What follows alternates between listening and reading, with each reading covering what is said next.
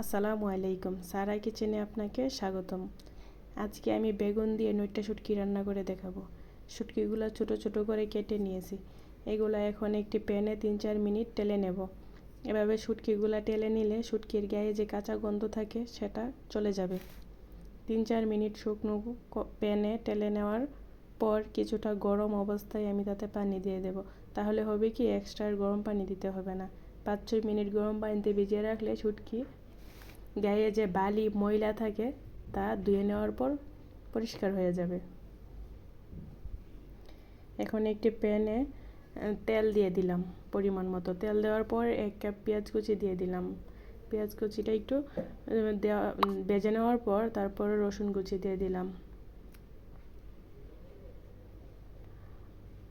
পেঁয়াজ রসুন একসাথে একটু ভেজে নেওয়ার পর তাতে ধুয়ে পরিষ্কার করে রাখা শুটকিটা দেব। শুটকিটাই আমি কষলিয়ে ধুয়ে নিয়েছি, যাতে শুটকির গায়ে কোনো ময়লা বা কোনো কিছু না থাকে। যে ধোয়ার পর শুটকিটা আমি পেঁয়াজ রসুনের সাথে ভেজে নেব।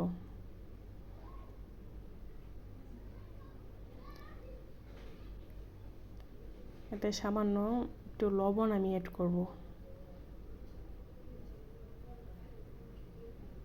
সামান্য লবণ অ্যাড করলে হবে কি, শুটকিটার ভিতরে লবণটা ভালোভাবে প্রবেশ করবে এবং শুটকিটা খেতে ভালো লাগবে।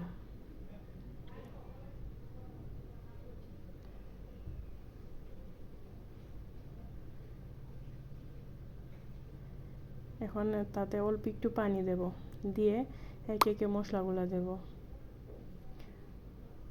3-4 চামচ মরিচ গুঁড়া দিয়ে দিলাম। হাফ চামচের চেয়ে একটু কম হলুদ গুঁড়া দেব।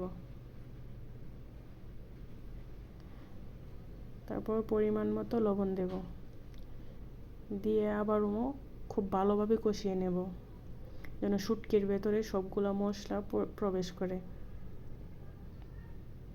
কিছু কাঁচামরিচ দিয়ে দিলাম।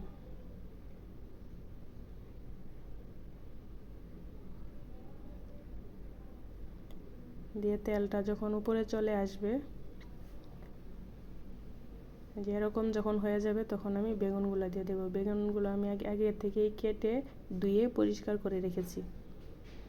এখন বেগুনটাকে মশলার সাথে ভালোভাবে মিশিয়ে নেব। মিশিয়ে নেওয়া হয়ে গেছে, তাতে অল্প একটু পানি দিয়ে দেবো যেন বেগুনটা সিদ্ধ হয়ে যায়।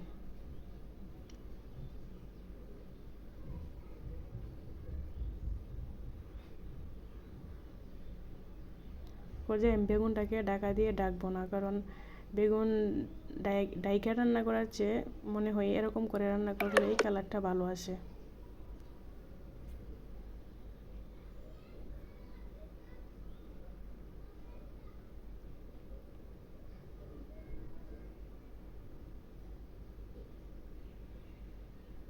দেখুন মাখা মাখা হয়ে আসছে, এরপর যে আমি নামিয়ে নেব।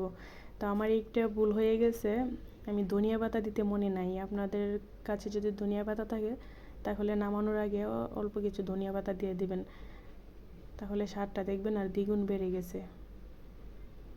দেখেন মাখা মাখা হয়ে আসছে। এ পর্যায়ে আমি গ্যাসটা অফ করে দেব।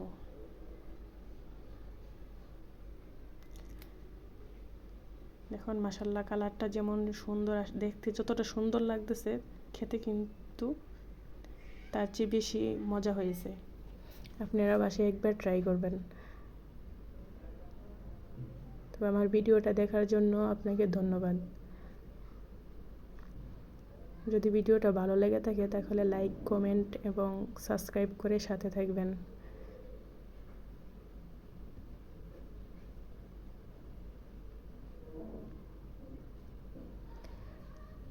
আসসালামু আলাইকুম, ভালো থাকবেন, আল্লাহ হাফেজ।